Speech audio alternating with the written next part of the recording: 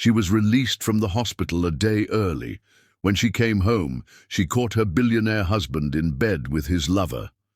Her daughter asked with tears, "Daddy, why do you hurt Mommy?" Her mother said firmly, "You may have money, but you lost respect." Her grandmother declared, "3 generations stand against your betrayal.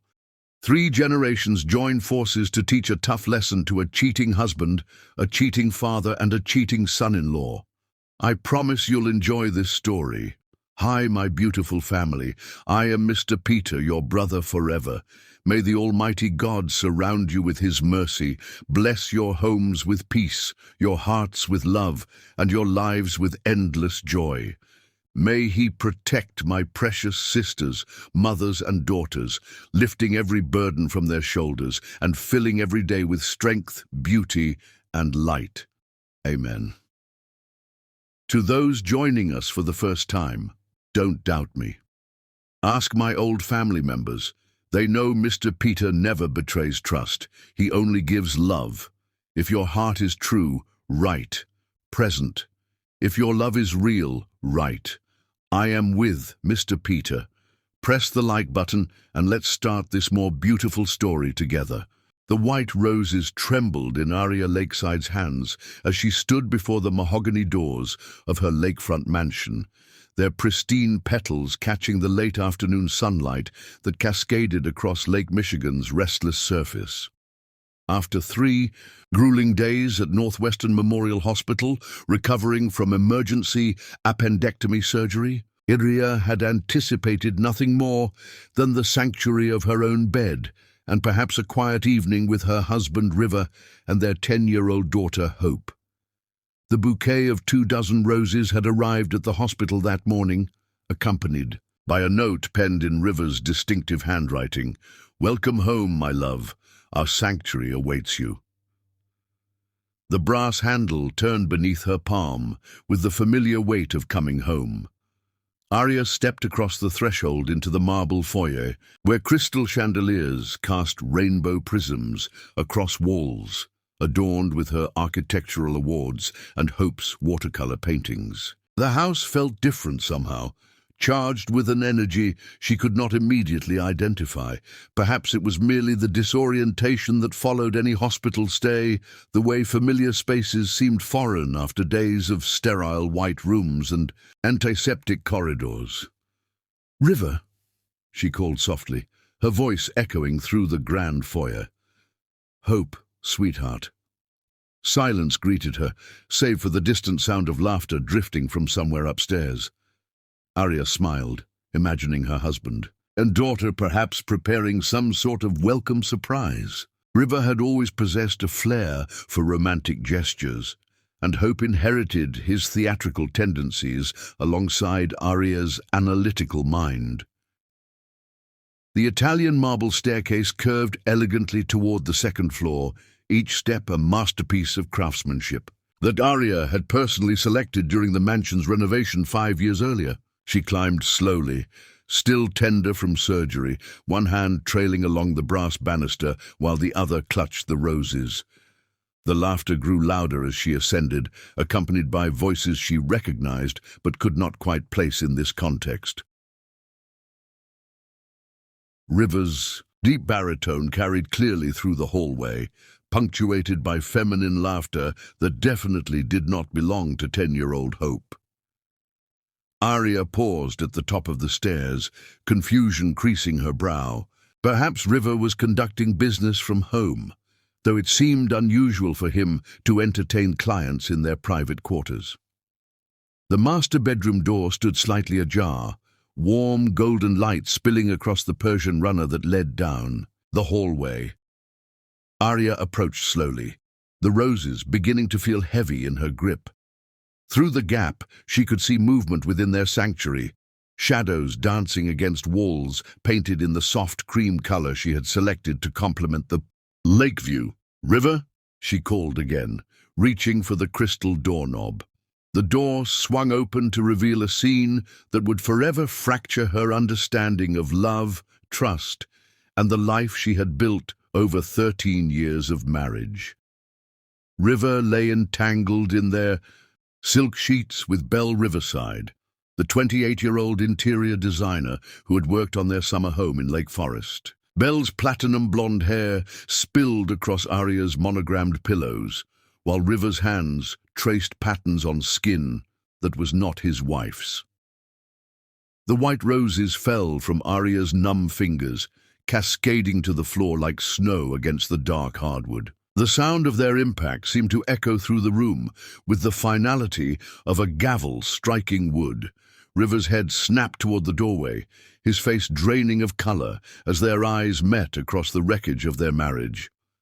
"Arya," he whispered, scrambling to cover himself with sheets that had been their marriage bed for over a decade. Belle made no such effort at modesty. Instead, she rose from the bed with the languid grace of a cat, gathering her scattered clothing with deliberate slowness. Her ice-blue eyes met Arya's, with something that resembled triumph rather than shame. "Hello, Arya," Belle said, her voice carrying the casual tone one might use when encountering an acquaintance at the grocery store. "River mentioned you might be coming home today." The words hit Arya like physical blows. The casual acknowledgement that her return had been anticipated, discussed, perhaps even planned around, suggested a level of intimacy and coordination that transcended a moment of weakness. This was not a mistake or a lapse in judgment. This was a relationship, conducted in her absence within the walls of her own home. Arya felt her knees buckle, the combination of post-surgical weakness and emotional shock overwhelming her system.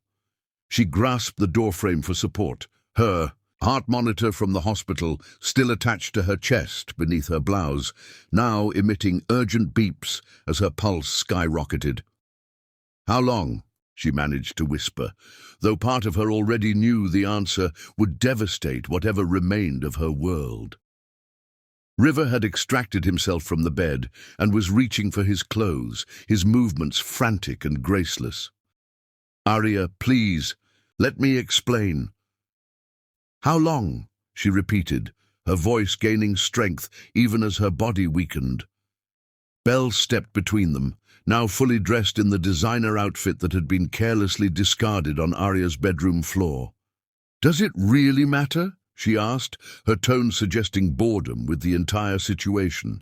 "What matters is that River has finally realized what he needs. Someone who understands his world, his ambitions, someone who doesn't spend her days buried in blueprints and building projects." The cruelty of the words, delivered with such casual precision, caused something fundamental to break inside Arya's chest. Not just her heart, though that organ felt as though it were physically cracking, but something deeper. Her faith in the future they had planned, the home they had built, the family they had created together. "Get out," Arya whispered, her voice barely audible. "Arya, please," River began, but she cut him off with a look that could have frozen Lake Michigan in July. "Get out of my house," she said, louder now, her architect's training lending authority to her voice even in devastation. "Both of you, get out of my house right now."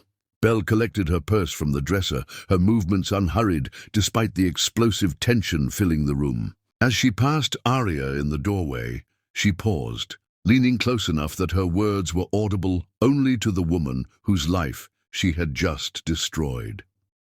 "He was never really yours anyway," Belle whispered. "Men like River need women who can match their ambition, not domesticate it. Thank you for keeping him company until the right woman came along." The words hit their mark with surgical precision.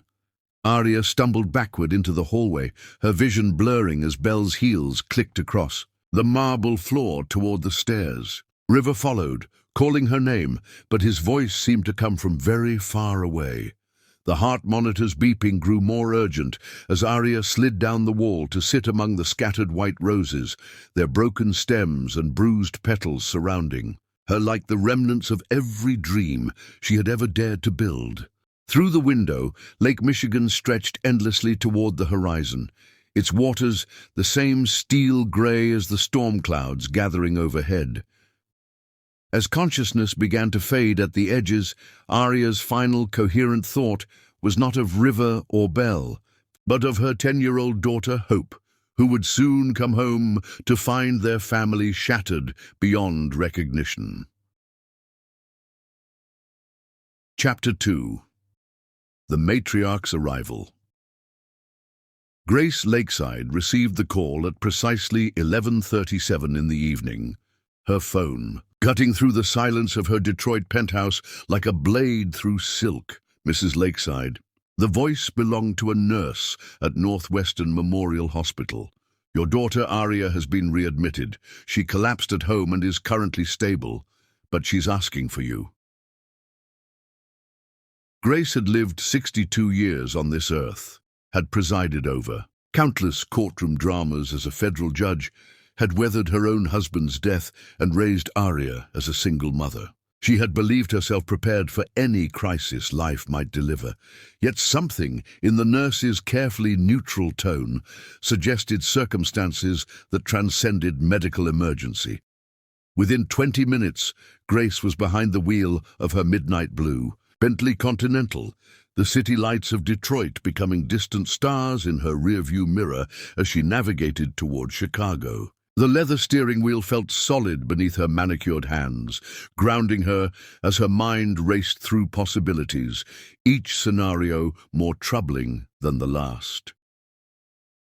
The 3-hour drive passed in a blur of interstate highways and urgent thoughts. Grace had spoken to Arya just that morning, her daughter's voice bright with anticipation of returning home after surgery. Something had happened in the intervening hours, something significant enough to send Arya back to the emergency room despite her medical clearance. Grace arrived at the hospital as dawn painted the sky in shades of rose and gold above Lake Michigan. She found Arya in a private room, connected to monitors that beeped softly in the pre-dawn quiet.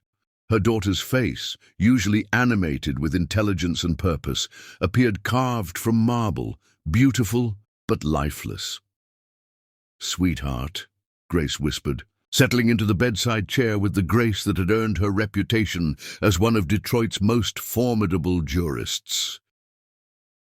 Arya's eyes opened slowly, focusing on her mother's face with visible effort. "Mama," she whispered, using the childhood name she had abandoned in adolescence. He was with her, in our bed, in our home. The words required no elaboration. Grace had suspected River Northbrook was not worthy of her brilliant daughter from the moment Arya had introduced him 13 years earlier. The man possessed charm and ambition in equal measure, but Grace had sensed something hollow beneath the polished exterior, a weakness that would eventually surface under pressure. "Tell me everything," Grace said, her voice carrying the authority that had commanded respect in federal courtrooms across the Midwest. Arya's account emerged in fragments, each detail falling like stones into still water, creating ripples that would eventually become waves. Belle Riverside. The casual cruelty, the suggestion that River had never truly belonged to Arya at all. With each revelation, Grace felt her protective instincts sharpen into something approaching fury. "Where is Hope?" Grace asked when Arya finished speaking. "River's sister took her for the night when the ambulance came. She doesn't know yet." Arya's voice broke on the words. "How do I tell my 10-year-old daughter that everything she believes about family is a lie?" Grace reached for her daughter's hand, finding it cold despite the warm hospital room. "You tell her the truth, carefully and with love. But first we ensure that this betrayal becomes the best thing that ever happened to you." Something flickered in Arya's dark eyes, a spark that had been absent since Grace's arrival. "What do you mean?" "I mean that River Northbrook has just made the most catastrophic mistake of his life. He has underestimated the women of this family." Grace's smile held no warmth, only precision. "Your great-grandmother built a hotel empire after her husband abandoned her for his secretary. Your grandmother turned her divorce settlement into a telecommunications fortune, and I transformed my own husband's betrayal into a judicial career that changed Michigan law. Grace stood, moving to the window where Chicago's skyline caught the morning sun. River believes he has chosen the stronger woman. He is about to discover exactly how wrong that assumption truly is. "I don't understand," Arya said, struggling to sit up in the hospital bed. "You will," Grace replied, turning back to face her daughter. "But first, you need to heal. Not just from surgery, but from the illusion that you needed River Northbrook to complete your life. You are Arya Lakeside, one of Chicago's most respected architects. You designed the cultural center renovation that won international acclaim. You are the daughter of a federal judge and the mother of a remarkable little girl who inherited your intelligence and strength." Grace returned to the bedside chair, leaning forward with the intensity that had made opposing attorneys tremble. "River and his little accomplice believe they have destroyed you. Instead, they have freed you to become exactly who you were meant to be." "I don't feel strong," Arya admitted. "I feel broken." "Broken things can be rebuilt stronger than before," Grace said. "Ask any architect." The door opened to admit a nurse carrying a breakfast tray, followed by a small figure that launched itself toward the hospital bed with determined purpose. Hope Northbrook, still wearing the purple pajamas she had slept in at her aunt's house, climbed carefully onto the bed beside her mother. "Mama, why are you back in the hospital?" Hope asked, her 10-year-old voice carrying wisdom beyond her years. "Aunt Rebecca said you got sick again, but you look sad, not sick." Grace watched her granddaughter with fresh eyes, noting the intelligent assessment in Hope's gaze, the way she positioned herself protectively next to Arya despite not understanding the full situation. This child was not merely River's daughter or Arya's child. She was a lakeside woman in training. "Sometimes grown-ups face difficult situations," Arya said carefully, stroking Hope's dark curls. "Is it about Daddy and that blonde lady?" Hope asked with devastating directness. The silence that followed stretched taut as a wire. Grace felt her pulse quicken as she realized the implications of her granddaughter's question. "What blonde lady, sweetheart?" Arya asked, her voice carefully controlled.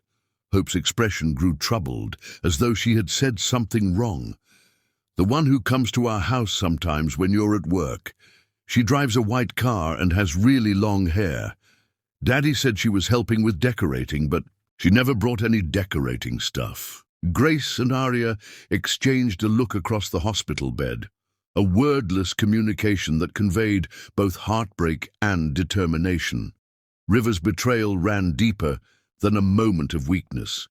It was a calculated deception that had been conducted under their own roof, witnessed by their innocent child. "How long has this lady been coming to the house?" Grace asked gently. Hope considered the question with the seriousness she brought to all important matters. "Since before Christmas, maybe longer. She came to my birthday party in March, but she left when you got home from work early." 6 months, possibly longer. Grace felt something crystallize inside her chest, a resolve that had been building since Arya's first broken words in the hospital room. River Northbrook had not merely betrayed his wife. He had corrupted their home, exposed their child to deception, and demonstrated a level of disrespect that demanded consequences. "Hope," Grace said, her voice gentle but purposeful, "would you like to come stay with your mother and me for a while? We could have adventures together, just the three of us." Hope's face brightened for the first time since entering the room. "Like a sleepover that lasts for days?"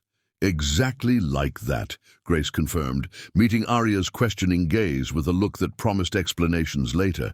As Hope chatted excitedly about the possibilities of extended grandmother time, Grace began forming plans that would transform her family's devastation into victory. River Northbrook had chosen to wage war against the lakeside women. He was about to discover that he had selected the wrong battlefield entirely. The game, as they said in federal court, was now officially afoot. Chapter 3. 3 Hearts, 1. Mission. The morning sun streamed through the floor-to-ceiling windows of Arya's hospital room, casting geometric patterns across the sterile white floors as 3 generations of lakeside women sat in contemplative silence. Hope had fallen asleep curled against her mother's side, her small hand clutching Arya's hospital gown with the fierce protectiveness of a child who sensed that her world had shifted in ways she could not yet understand. Grace occupied the bedside chair with the regal bearing that had intimidated attorneys and defendants alike during her distinguished judicial career, her silver hair catching the light like a crown. "We need to discuss practical matters," Grace said quietly, her voice pitched low enough not to disturb Hope's sleep. "The immediate future, financial security, and how we protect this child from the worst of what's coming." Arya nodded, her architect's mind already beginning to compartmentalize the crisis into manageable components. "River and I have joint accounts, joint ownership of the house, joint custody arrangements. Everything is entangled."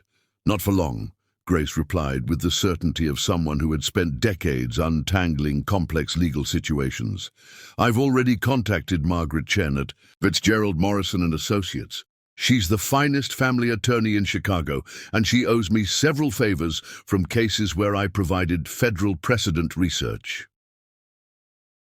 "Mother, I can't think about divorce proceedings yet. This just happened. This has been happening for months." Grace interrupted gently but firmly. "Hope's revelations make that clear. River and Belle have been planning their future while you built architectural dreams and recovered from surgery. We cannot afford to be reactive when they have been strategic." Hope stirred against Arya's side, mumbling something in her sleep about art supplies and garden parties.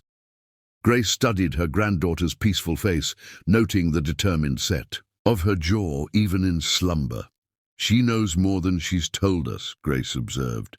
"Children always do. They see patterns that adults miss because they haven't learned to rationalize away their instincts." "What do you mean?" Grace leaned forward, her expression growing thoughtful. "Hope asked specifically about that blonde lady, not a lady or some woman. She's been observing Belle Riverside for months, probably cataloging details without understanding their significance. Children are natural investigators when their security feels threatened." The door opened to admit Dr. Patricia Harrison, Arya's surgeon, carrying a chart and wearing the kind of expression that suggested good news. "Mrs. Northbrook, your latest test results are excellent. No complications from yesterday's episode, and your surgical recovery remains on track. I see no medical reason to keep you here longer." "Thank you, Dr. Harrison," Arya replied, though her voice lacked enthusiasm for release. After the doctor left, Grace stood and moved to the window overlooking the lake. "You're afraid to go home," she said without turning around. "Wouldn't you be?" Arya asked. "That house holds 13 years of memories, and now they're all contaminated. Every room, every piece of furniture, every family photograph, it all feels like evidence of my own blindness." Hope opened her eyes at the sound of voices, immediately alert in the way of children who had learned to monitor adult conversations for signs of trouble. "Are we going home now?" she asked. "We're going to your house," Grace said, returning to her chair with decision crystallizing in her movements. "All 3 of us, together." "But Grandma Grace, you live in Detroit," Hope pointed out with 10-year-old logic. "Not anymore," Grace replied, meeting Arya's startled gaze with determination. "I've decided to take early retirement from the federal bench. Chicago has always felt more like home than Detroit anyway, especially now." "Mother, you can't abandon your career because of my marriage problems." "I'm not abandoning anything," Grace said firmly. "I'm choosing to be where my family needs me most. Besides, there are several prestigious law firms in Chicago that would welcome a former federal judge as senior counsel. Margaret Chen has already extended informal overtures. Hope sat up straighter, her eyes brightening with the possibility of extended grandmother presence. You could live with us. We have lots of rooms, and you could help me with my homework, and we could cook together like when I visit Detroit. Exactly what I was thinking, Grace said, winking at her granddaughter. Though I suspect we'll need to make some changes to the living arrangements. Arya understood immediately. River will need to find alternative accommodations while we sort through this situation, Grace confirmed. The house is jointly owned, but I suspect your attorney will find grounds for temporary exclusive occupancy given the circumstances of your medical emergency. Can we do that legally? Grace's smile held edges sharp enough to cut glass. Arya, sweetheart, you're talking to someone who spent 30 years interpreting federal law. Trust me when I say that River's behavior provides multiple legal footholds for ensuring your comfort and security during these proceedings. Hope had been listening to this exchange with the focused attention she usually reserved for art projects and nature documentaries. Daddy did something really bad, didn't he? She said with devastating directness. Grace and Arya exchanged another of their wordless communications before Grace answered. Your father made choices that hurt your mother very badly, she said carefully. When grown-ups make those kinds of choices, there are consequences. Will I still get to see him?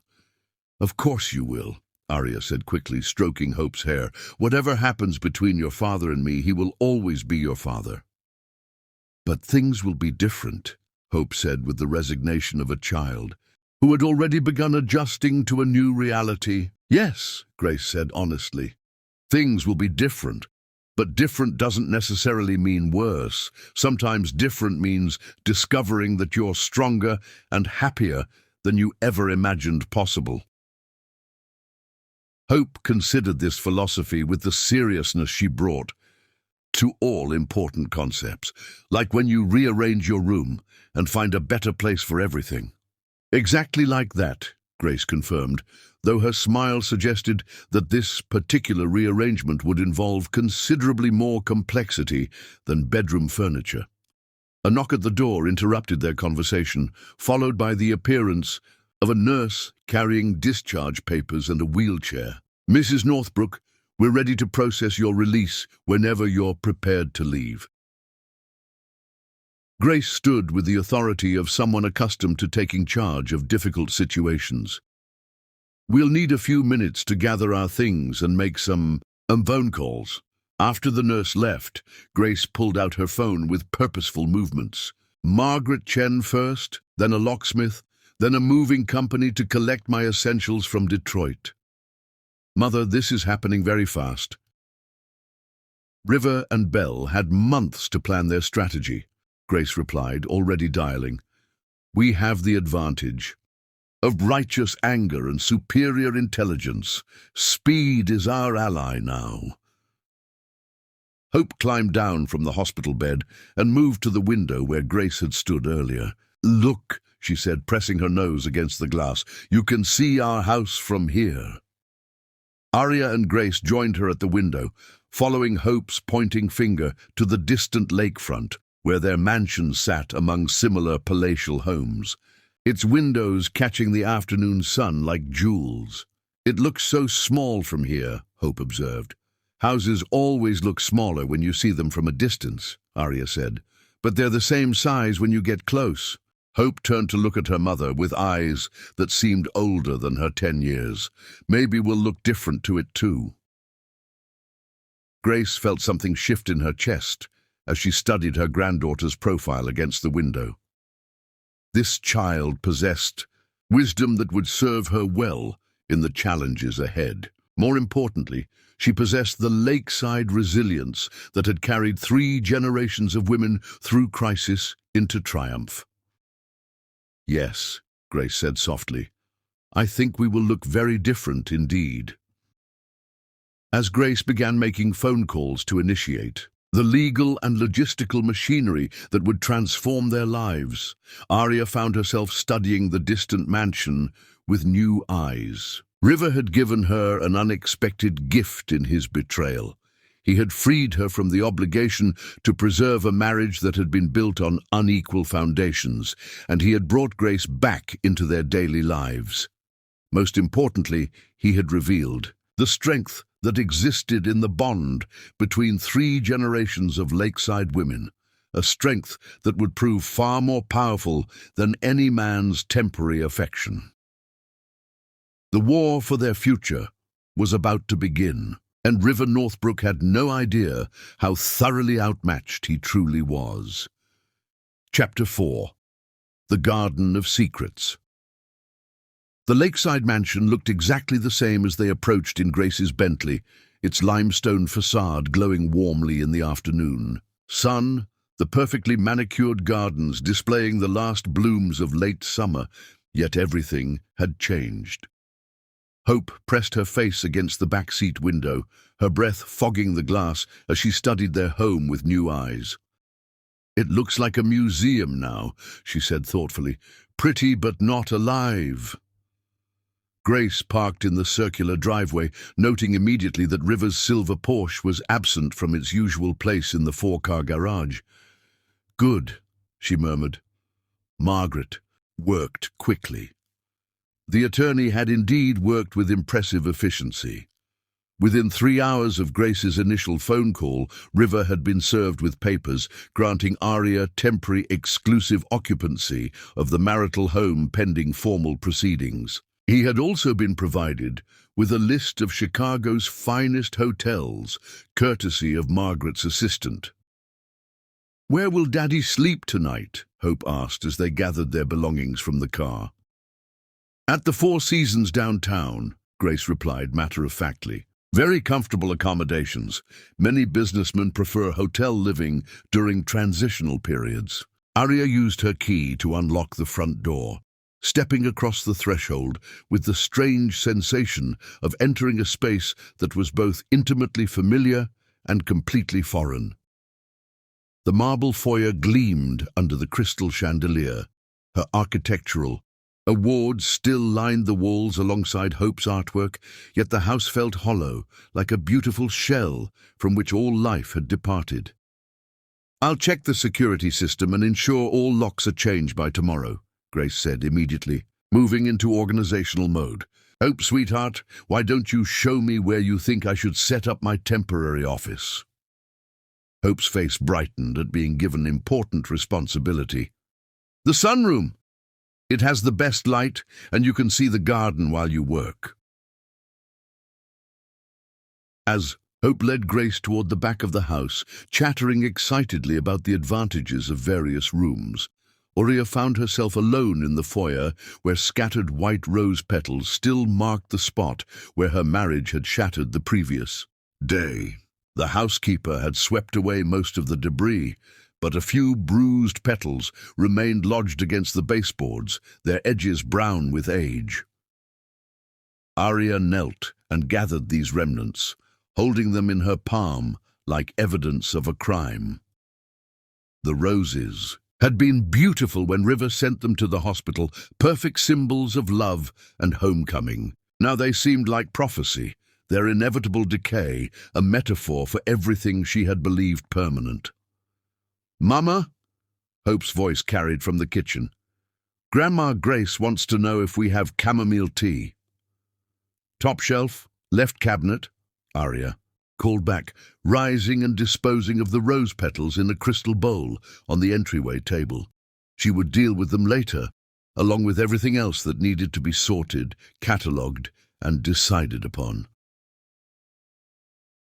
The kitchen felt more welcoming than the formal spaces, its warm wood cabinets and granite countertops bearing the comfortable wear of daily family life. Grace stood at the island, examining the contents of several tea canisters with the methodical approach she brought to all tasks. "Hope tells me you have a spectacular garden," Grace said, nodding toward the French doors that led to the back terrace. She thinks it might be therapeutic for you to spend time there while you recover. Through the glass, Arya could see her prized rose garden, where dozens of varieties bloomed in carefully planned succession throughout the growing season. She had designed the space herself, creating distinct areas for different purposes: a formal parterre near the house, a cottage garden section with climbing roses and perennials, and a cutting garden that provided flowers for the house throughout summer and fall. "I haven't been out there since before the surgery," Arya admitted. "Mrs. Patterson from next door has been watering everything, but I should check on things." "We should all check on things," Grace said firmly. "Fresh air and physical activity aid recovery, and Hope could probably use some outdoor time after yesterday's upheaval." Hope bounced on her toes with enthusiasm. "Can we have a tea party in the garden, like in England?" "I think that's a wonderful idea," Grace said, loading a tray with teacups, the chamomile tea, and a plate of shortbread cookies from the pantry. "Lead the way, ladies." The garden greeted them with the kind of beauty that takes years to achieve, where careful planning and patient cultivation create an appearance of effortless abundance. Late-season roses climbed arbors and spilled over stone walls, their fragrance mixing with the sharp green scent of boxwood hedges and the sweet perfume of jasmine that grew along the back fence. Hope immediately ran toward her favorite spot, a small gazebo tucked among the climbing roses where she often sat to read or draw. "Look, Mrs. Patterson picked all the dead flowers like you taught her." Arya followed more slowly, noting the meticulous care their neighbor had provided. Every plant showed signs of proper attention: no brown edges on leaves, no spent blooms left to drain energy from new growth, no weeds disturbing the careful arrangement of colors and textures. Grace settled onto a wrought-iron bench positioned to catch the afternoon sun, setting the tea tray on a matching table. "This is spectacular, Arya. You created something truly magical here." "It was supposed to be Hope's legacy," Arya said, settling beside her mother. "A place where she could bring her own children someday, where multiple generations could gather and feel connected to something permanent." "It still can be," Grace said gently. "Gardens survive changes in ownership, changes in family structure. The roses don't care who tends them, as long as someone does it with love." Hope appeared at Arya's elbow, carrying a small garden journal bound in green leather. "I found this hidden under the bench in the gazebo," she said, holding it out to her mother. "Is it yours?" Arya took the journal with growing confusion. The leather was unfamiliar, the binding too new to belong to her gardening records. She opened to the first page and found handwriting that definitely did not belong to her or any member of their household staff. "What does it say?" Grace asked, noting Arya's expression.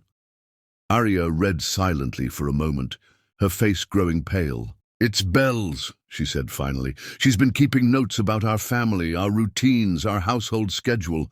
Grace leaned closer as Arya read aloud from entries dated over the past 6 months. March 15th. Arya works late on Tuesdays and Thursdays. R says she often doesn't return until after Hope's bedtime. Perfect opportunity for longer visits. April 3rd. Hope's birthday party, left before Arya returned from office. Must remember to avoid family events until R makes the transition. May 20th. R showed me Arya's architectural plans for the community center. Boring domestic projects. He needs someone who understands his vision for real estate empire. June 8th. Discussed timeline with R. He agrees that waiting until after Arya's surgery makes sense. She'll be vulnerable, easier to handle. The journal fell from Arya's hands as the full scope of the betrayal became clear. This had not been a casual affair or moment of weakness. Belle and River had been conducting surveillance on her family, planning their strategy, waiting for the optimal moment to detonate her life. Hope picked up the journal and flipped through. Additional pages, her young face growing increasingly troubled. There are drawings, too, she said softly. Pictures of our house, of your office, of me. Grace took the journal with the careful precision of someone handling evidence, her judicial training immediately recognizing the legal implications of what they had discovered. This documents premeditation, she said grimly. Deliberate invasion of your privacy, manipulation of your family dynamics, and calculated timing to maximize emotional damage. She was studying us, Arya whispered, like specimens in a laboratory. She was gathering intelligence, Grace corrected. But intelligence works both ways. Belle made a critical error by documenting her activities. This journal is now evidence of systematic deception and possibly stalking behavior.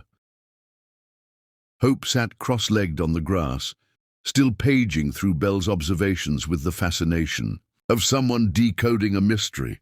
She got lots of things wrong, though, Hope said. She says I'm shy and clingy, but I'm not.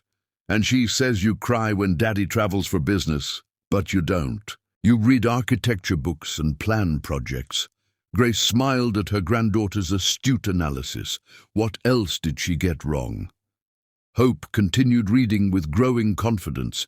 She thinks our house is too big and cold, but it's not cold at all. It's warm and full of good smells from cooking and flowers. And she says Daddy seems bored with family life, but he helps me with math homework and builds blanket forts. Arya felt something shift inside her chest as she listened to Hope's defense of their family life. Through a 10-year-old's eyes, Belle's observations revealed more about the observer than the observed. Belle had seen only surface details, missing the deeper currents of love and connection that actually defined their household. She doesn't understand us at all, Hope concluded, with satisfaction. She thinks she's smart, but she's really not. Grace stood and moved to examine a climbing rose that had twined itself around a wooden trellis near the gazebo. Hope is absolutely right, she said. Belle fundamentally misunderstood what she was observing because she lacks the capacity to recognize genuine family bonds. What do you mean? Arya asked. She saw your work schedule as neglect, rather than dedication to providing for your family. She interpreted your independence as emotional distance, rather than strength. She mistook River's contentment with domestic life as boredom, rather than satisfaction. Grace turned back to face them. Belle's journal reveals her own limitations more clearly than it exposes any weakness in your family. Hope had moved on to examining the sketches Belle had made of their property, her artistic eye immediately noting flaws in perspective and proportion.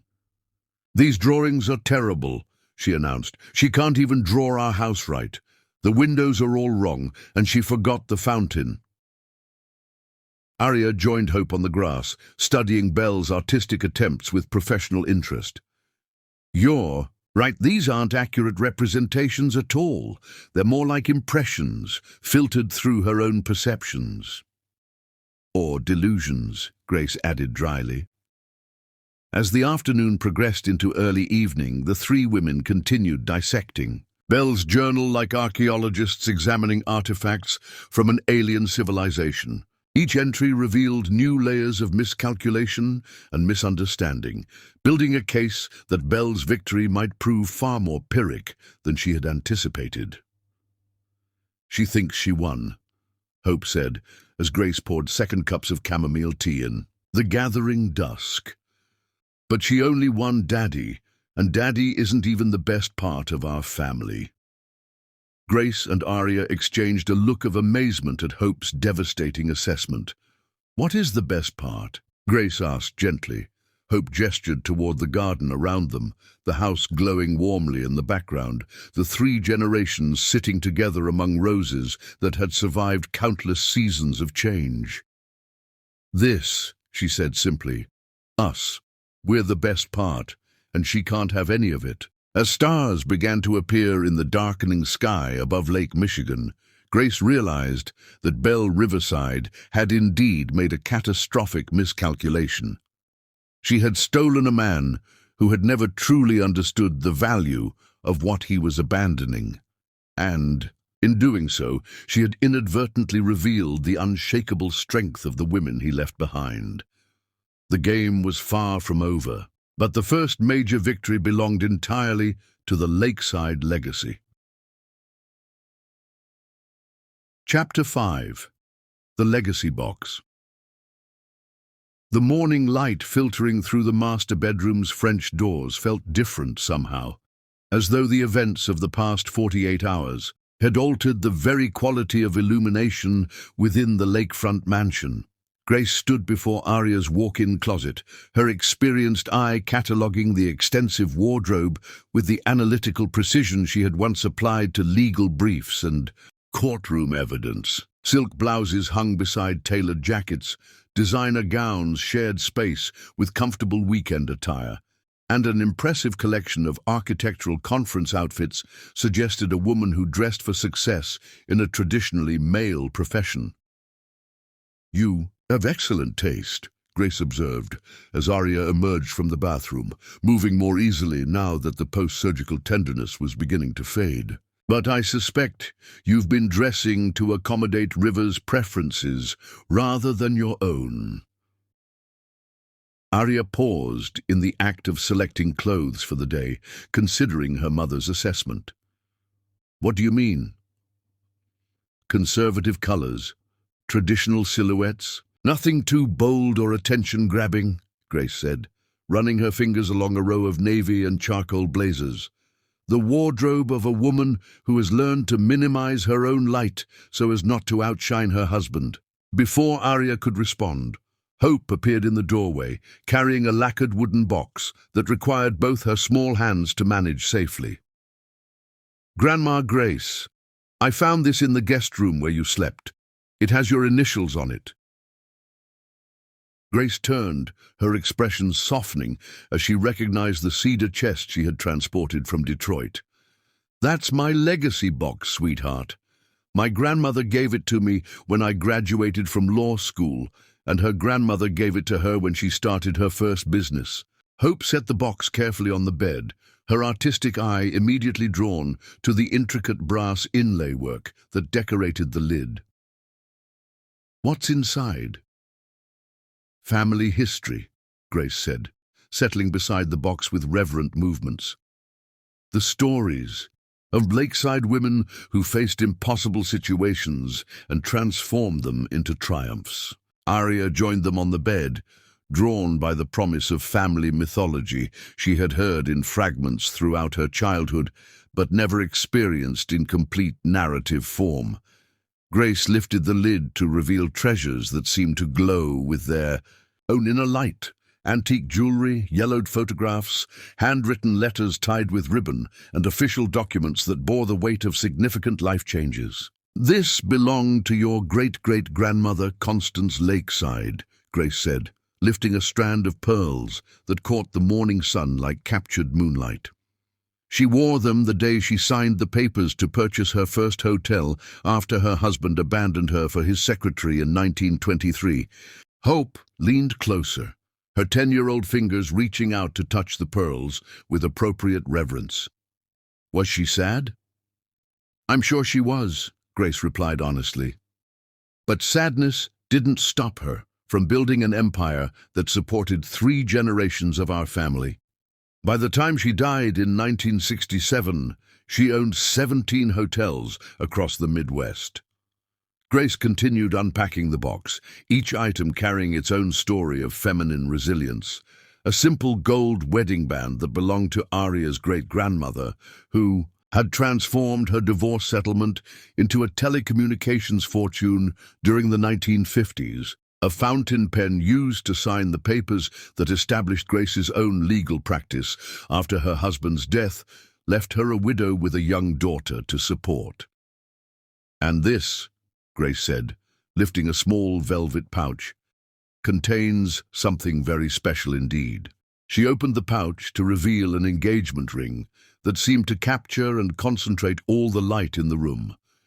The central diamond was modest by contemporary standards, perhaps 2 carats, but the setting was extraordinary. An intricate Art Deco design that spoke of craftsmanship from an era when jewelry was created as heirloom art. Constance's engagement ring, Grace explained, but not from the husband who betrayed her.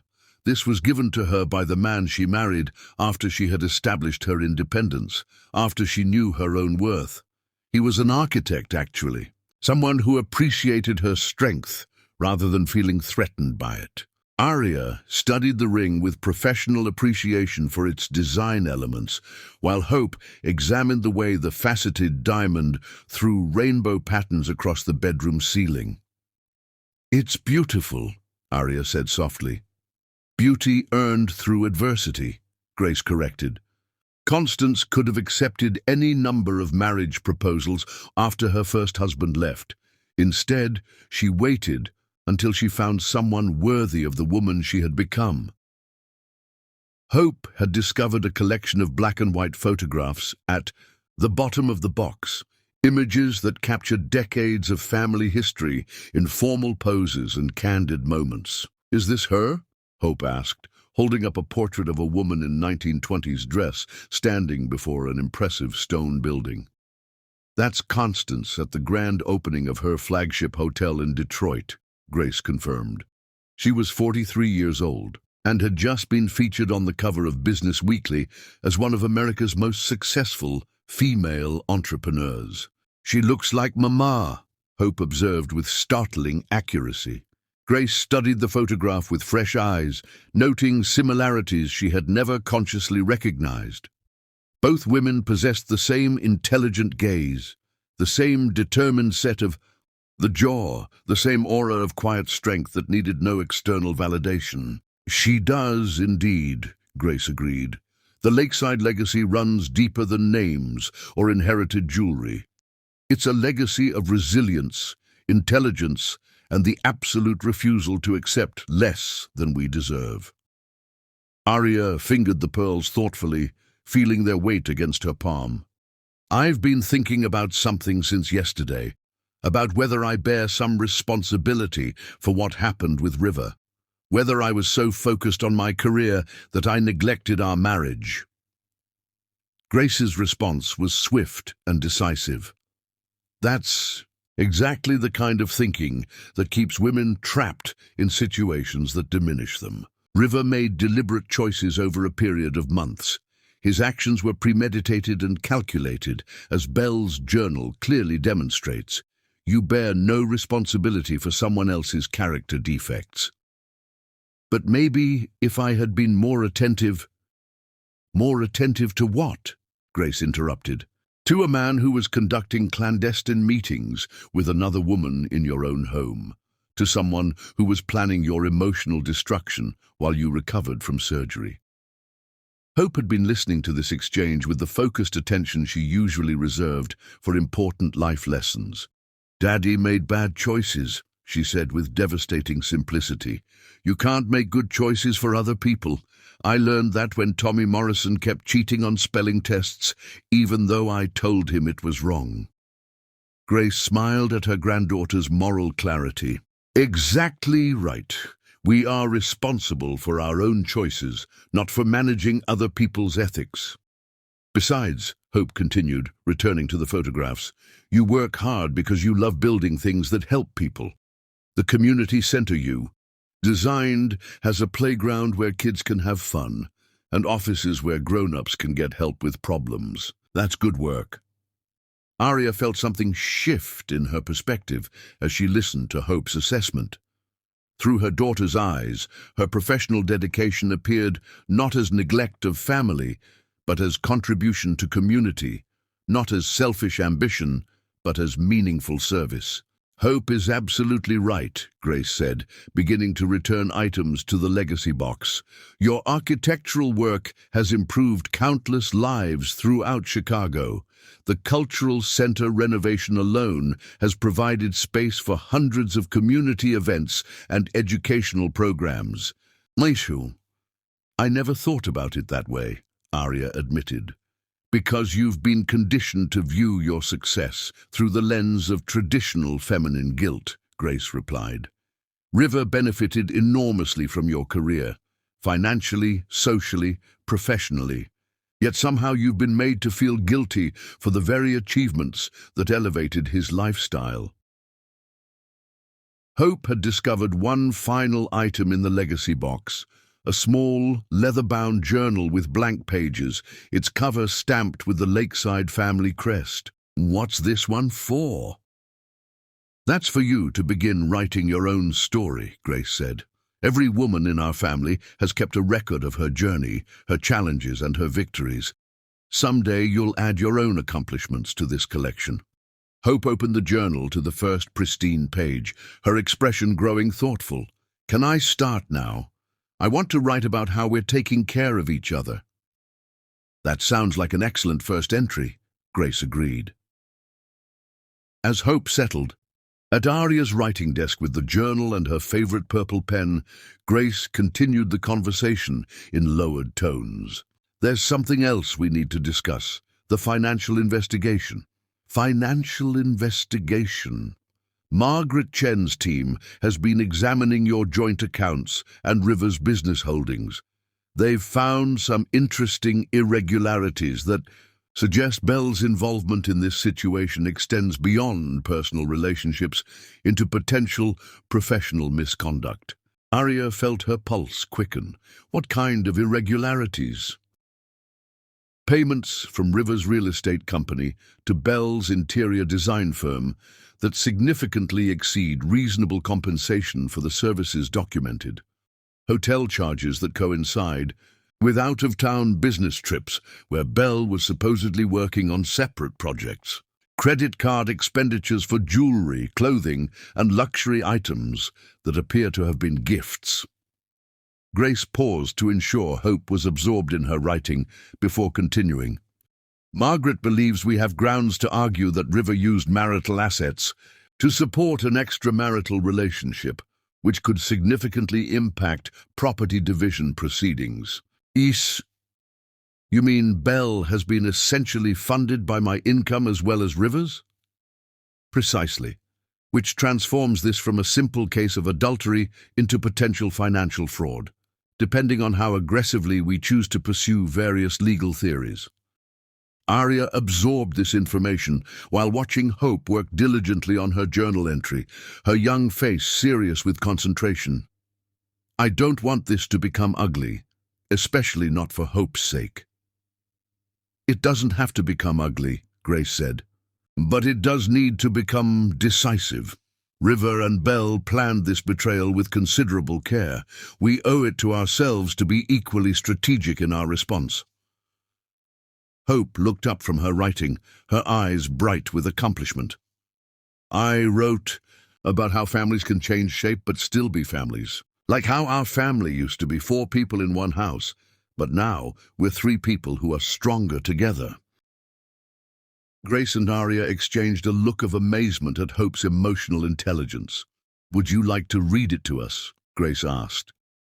Hope cleared her throat with the solemnity of someone delivering important information. Today, I learned that being a lakeside woman means you don't give up when bad things happen. You take care of each other and remember that you're part of something bigger than just yourself. Mama is sad about Daddy, but she's also smart and strong. Grandma Grace came to help us, which means we're lucky. I think we're going to be okay, even though everything is different now.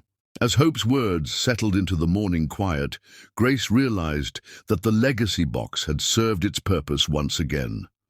Another generation of lakeside women was discovering her own strength, adding her voice to a chorus of resilience that stretched back nearly a century. The box would be passed down again someday, carrying Hope's story forward to daughters and granddaughters yet to be born, proof that the feminine legacy of strength, intelligence, and absolute refusal to settle for less than they deserved would continue long after River Northbrook became nothing more than a cautionary tale in family mythology. Chapter 6. The Gala of Truth. The Chicago Architecture Foundation's annual gala represented the pinnacle of the city's architectural and cultural social calendar, where the finest minds in design gathered to celebrate innovation, preservation, and the artistic vision that shaped one of America's most architecturally significant cities. Aria had been scheduled to receive the foundation's Lifetime Achievement Award months before her marriage imploded, recognition for her 15-year career that had transformed Chicago's cultural landscape through projects ranging from the acclaimed renovation of the South Side Cultural Center to her innovative, affordable housing designs that balanced aesthetic beauty with practical functionality. Standing before her bedroom mirror in the lakefront mansion, Aria barely recognized the woman reflected back at her. The silver silk gown moved like liquid mercury around her frame, its bias-cut design emphasizing the natural elegance she had forgotten she possessed. Grace had insisted on this particular dress from a boutique on Michigan Avenue, rejecting Aria's instinct toward conservative black in favor of something that commanded attention rather than deflecting it. "You look like a queen," Hope announced, from her position on the bed, where she was putting finishing touches on her own outfit. Grace had arranged for Hope to attend the gala as Aria's guest, reasoning that the 10-year-old's presence would provide both moral support and a compelling visual narrative of family solidarity. Hope wore a miniature version of Aria's dress, in deep midnight blue, her hair arranged in an elegant chignon that made her appear startlingly mature. Around her neck she wore Constance Lakeside's pearl necklace, carefully shortened to accommodate her young frame. "We all look like queens," Grace corrected, emerging from the guest bathroom where she had been making final adjustments to her own appearance. At 62, Grace commanded attention in royal blue silk that complemented her silver hair and emphasized the regal bearing that had intimidated opposing counsel throughout her judicial career. The 3 generations of Lakeside women stood together before the full-length mirror, creating a portrait of feminine power that seemed to generate its own gravitational field. They looked like what they were: forces of nature temporarily contained in evening wear. "Are you nervous?"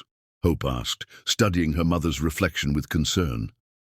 "Terrified," Aria admitted honestly. "Everyone will know about River and Bell by now. Chicago's architectural community is small, and gossip travels faster than email."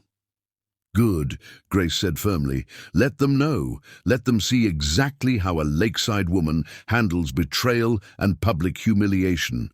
Let them witness your grace under pressure." The limousine Grace had arranged arrived precisely at 7 o'clock, its driver helping them navigate their formal gowns into the luxury vehicle. As they drove through Chicago's glittering downtown toward the Art Institute, where the gala was being held, Hope pressed her face to the window with excitement. "Look at all the lights," she breathed. "It's like the whole city got dressed up for Mama's party." The Art Institute had been transformed for the evening, its neoclassical facade illuminated with dramatic lighting that emphasized the building's architectural significance. Red carpets stretched from the street to the entrance, lined with photographers and society reporters documenting the arrival of Chicago's cultural elite. "Remember," Grace said as their limousine approached the entrance, "we are not victims. We are not broken. We are Lakeside women attending an event to celebrate Aria's professional achievements. Everything else is merely background noise." The photographers immediately recognized Aria as she emerged from the limousine, their camera flashes creating a strobe effect that could have been overwhelming if not for the steadying presence of Grace on one side and Hope on the other. Questions were shouted from the press line, but the 3 women moved with coordinated dignity toward the entrance, acknowledging the cameras with gracious smiles while refusing to engage with intrusive inquiries. Inside the museum's Great Hall, the gala was already in full swing. Chicago's architectural establishment had gathered in impressive numbers, their formal attire creating a sophisticated backdrop for serious discussions about design, urban planning, and cultural preservation. Arya recognized colleagues, clients, and competitors throughout the room, noting how conversations seemed to pause as her family made their entrance. Mrs. Northbrook, David Chen, the foundation's director, approached with obvious relief. We weren't certain you would be able to attend, given your recent hospitalization. Wild horses couldn't keep me away, Arya replied with a smile that suggested complete composure, despite the curiosity she could feel radiating from every corner of the room. And you must be Mrs. Lakeside, David continued, shaking Grace's hand with appropriate deference to her judicial reputation. The foundation is honored by your presence. The honor is mine, Grace replied graciously. I'm enormously proud of my daughter's achievements. Hope had been observing the gathering with the analytical attention she brought to all new social situations. Everyone keeps looking at us, she whispered to Arya. Because we're interesting, Arya whispered back, and because you look absolutely beautiful in that dress. The cocktail hour proceeded with surprising normalcy, as though Arya's personal crisis existed in a parallel universe that had no impact on professional networking and architectural discourse. Colleagues approached to offer congratulations. On her award, clients discussed upcoming projects, and several professors from the University of Chicago's architecture program expressed interest in having her speak to their students. It was during the transition to dinner that Belle Riverside made her entrance. She appeared in the Great Hall doorway, wearing white, an interesting choice that could be interpreted as either bridal optimism or provocative defiance. Her platinum, blonde hair had been arranged in an elaborate updo that showcased diamond earrings that caught the light with every movement of her head. She moved through the crowd with the confidence of someone who believed herself to be the evening's most compelling figure. Hope spotted her first. There's the blonde lady, she said quietly, her voice carrying no emotion beyond simple identification. Grace followed Hope's gaze and immediately understood the strategic implications of Belle's appearance. She wants to make a scene, Grace murmured to Arya. She's planning to announce something publicly, probably during your award presentation. How can you tell? Body language, timing, choice of venue, Grace replied with the analytical precision of someone who had spent decades reading human behavior in high-stakes situations. She's not here for the architecture. She's here for the audience. Belle had indeed begun moving purposefully through the crowd, pausing for conversations that seemed designed to position her within sightlines of the main podium. She carried herself with the bearing of someone preparing to make an announcement, her interactions with other guests brief but calculated to maximize attention. What do we do? Arya asked, feeling her composure begin to waver for the first time since entering the gala.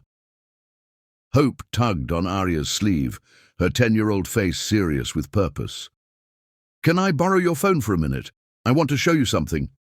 Confused but trusting her daughter's instincts, Arya handed over her phone. Hope navigated to the voice recording app with the familiarity of someone who had grown up with technology, scrolling through several files before finding the one she wanted. I recorded Belle when she came to our house last week, Hope said quietly, while you were at the doctor, and Daddy thought I was taking a nap upstairs. I thought it might be important someday. Grace leaned closer, her expression growing sharp with interest. What kind of recording? Hope pressed play on a file labeled with last week's date. Belle's voice emerged clearly from the phone's speaker, though Hope had lowered the volume to ensure their conversation remained private. This is almost too easy, River. She's so pathetically grateful for every crumb of attention you throw her way.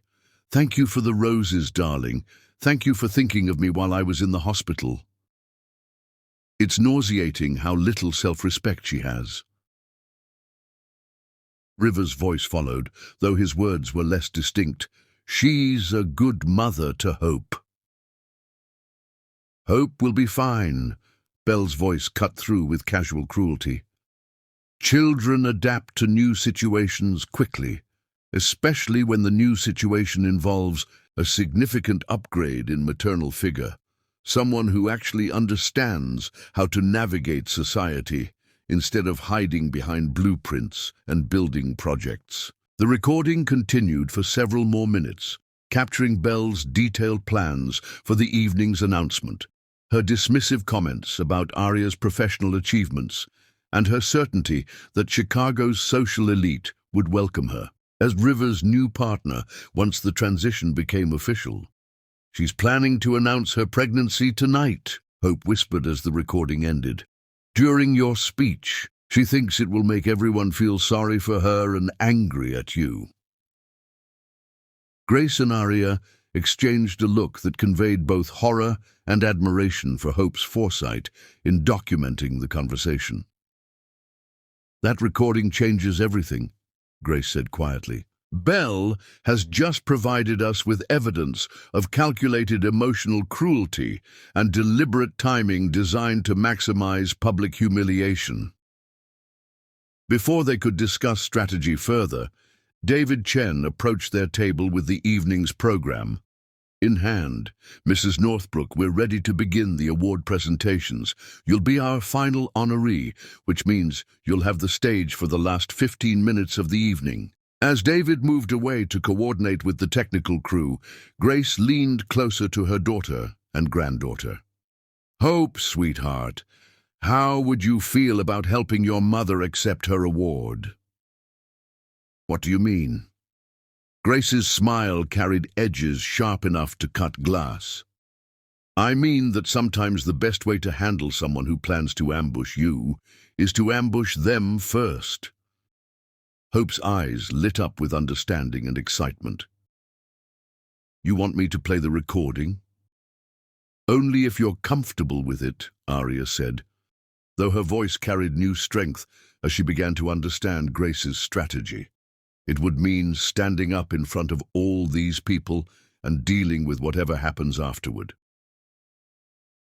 Hope considered this responsibility with the seriousness she brought to all important decisions. Belle said mean things about our family, and she was going to be mean to you in front of everyone tonight.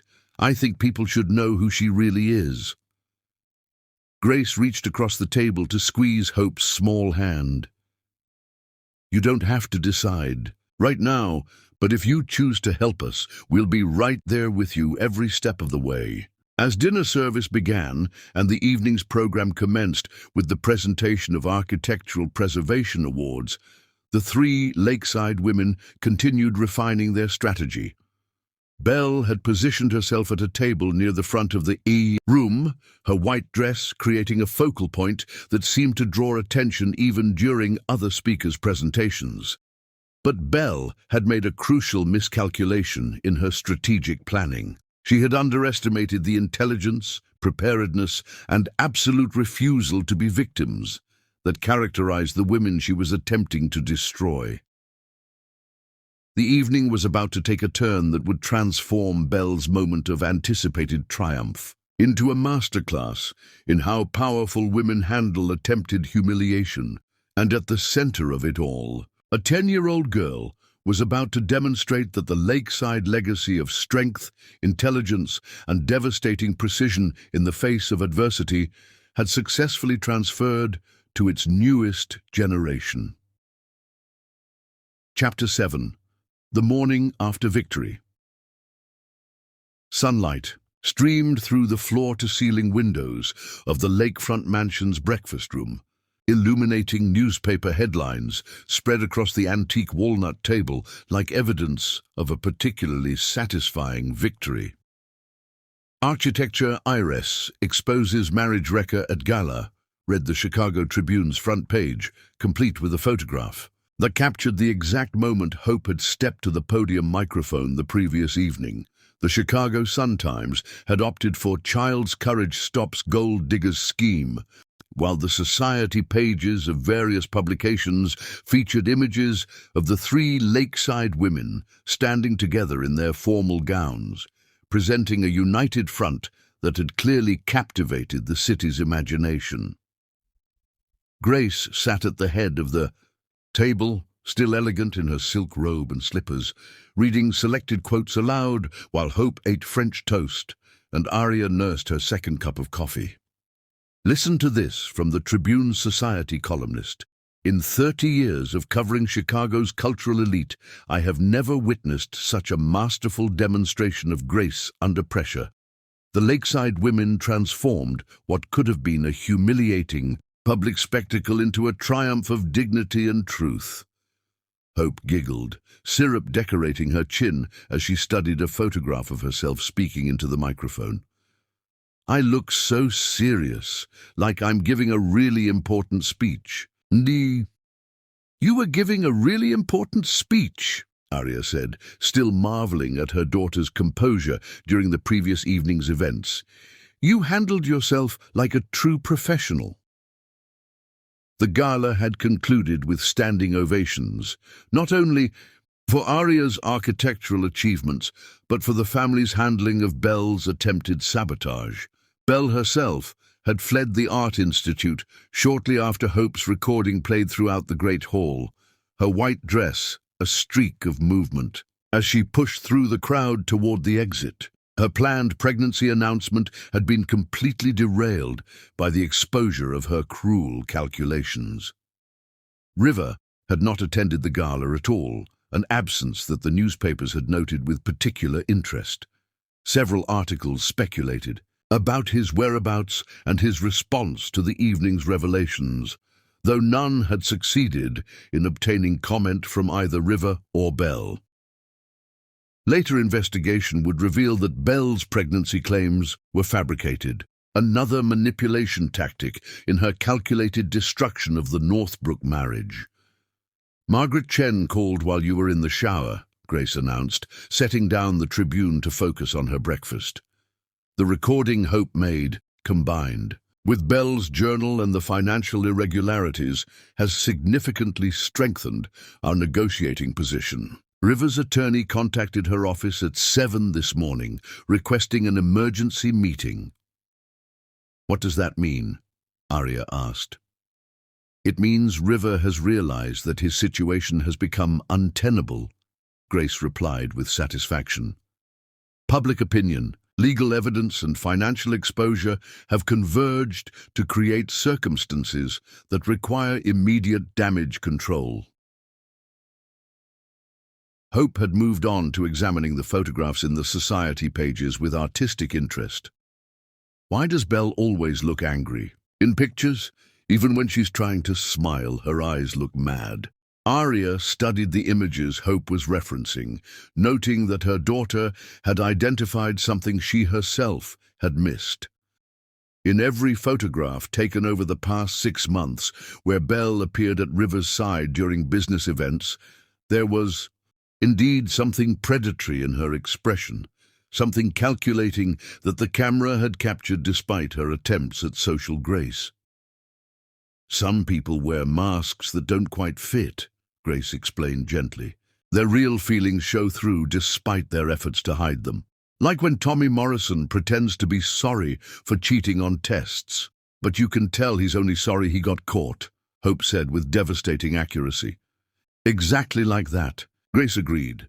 The telephone rang, interrupting their breakfast analysis of the previous evening's triumph. Grace answered with the authoritative tone she had perfected during her judicial career.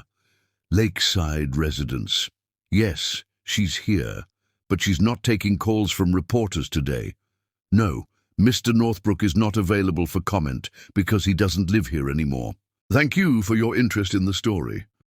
Grace hung up and immediately unplugged the phone from the wall. That's the 7th call in the past hour. The story has attracted more attention than anticipated. Is that good or bad? Hope asked. It's powerful, Grace replied, and power can be directed toward good outcomes if managed properly. Before anyone could respond, the doorbell chimed with the melodious notes that announced visitors to the lakefront mansion. Grace moved to the front window and peered through the curtains, her expression growing amused. "It appears we have a delivery," she announced. "Several deliveries, actually." The front porch had been transformed into a florist's showcase with arrangements ranging from simple bouquets to elaborate installations that suggested considerable expense. Cards and envelopes were attached to each arrangement, creating a paper garden among the flowers. Hope pressed her nose to the window with excitement. "It's like Christmas morning, but with flowers instead of presents." They spent the next hour collecting and arranging the deliveries throughout the house, reading messages of support that ranged from professional colleagues congratulating Arya on her award to perfect strangers expressing admiration for the family's dignity during crisis. A particularly impressive arrangement of white orchids came with a card from the Art Institute's board of directors thanking Arya for her years of service and expressing hopes for continued collaboration. Another delivery, featuring 3 dozen pink roses, included a note from the Illinois chapter of Women in Architecture, inviting Arya to speak at their annual conference about balancing professional achievement with personal challenges. "This one's my favorite," Hope announced, holding up a card attached to a modest bouquet of wildflowers. "It's from Mrs. Patterson next door. She says she's proud to live next to the strongest women in Chicago." Grace had been organizing the cards into categories, her legal mind automatically cataloging the support network that had emerged overnight. "These aren't just congratulations," she observed. "They're professional opportunities, social invitations, and strategic alliances. People want to be associated with the lakeside legacy." "Why?" Arya asked, genuinely puzzled by the overwhelming response. "Because you demonstrated something rare in contemporary culture," Grace replied. "You showed that it's possible to respond to betrayal with dignity rather than vengeance, strength rather than victimhood, intelligence rather than emotion." Hope had discovered another category of mail among the deliveries: invitations to events, speaking engagements, and professional consultations that suggested Arya's career prospects had been enhanced rather than damaged by the previous evening's revelations. "Look," Hope said, holding up an elegant envelope embossed with the logo of Northwestern University's architecture school. "They want you to be a visiting professor." Arya opened the letter with growing amazement. The invitation was indeed for a prestigious teaching position, one that would allow her to maintain her private practice while sharing her expertise with the next generation of architects. The salary offered was significantly higher than she had been earning from her previous firm. "This is extraordinary," Arya murmured, reading the terms of the offer. "They're essentially offering me everything I've ever wanted in terms of professional development." "Success attracts success," Grace observed. "Yesterday's events demonstrated your character under pressure, which is exactly what institutions value in their leadership." As they continued processing the morning's deliveries, a pattern began to emerge. Arya's professional stock had risen dramatically as a result of handling personal crisis with public grace. The architecture community had rallied around her not as a victim requiring sympathy, but as a leader worthy of respect and emulation. Hope had claimed the dining room table as her headquarters for organizing cards and invitations by category. "We should keep all of these," she announced with 10-year-old certainty. "Someday, when I'm grown up, I want to remember how brave Mama was." Grace and Arya exchanged a look of profound understanding. Hope was not simply processing the immediate crisis, but creating narrative framework that would shape her understanding of feminine strength throughout her life. The child was learning that women could transform betrayal into triumph, humiliation into empowerment, endings into new beginnings. "You know what I think we should do today?" Grace said, surveying the flower-filled rooms and the evidence of community support surrounding them. "What?" Hope asked, looking up from her organizational project. "I think we should plan something beautiful," Grace replied. "Something that celebrates who we are and what we've accomplished. Something that marks this as the beginning of our new chapter, rather than the end of the old one." Arya felt something shift in her chest, a lightness she had not experienced since before her. Marriage began to deteriorate. "What did you have in mind?"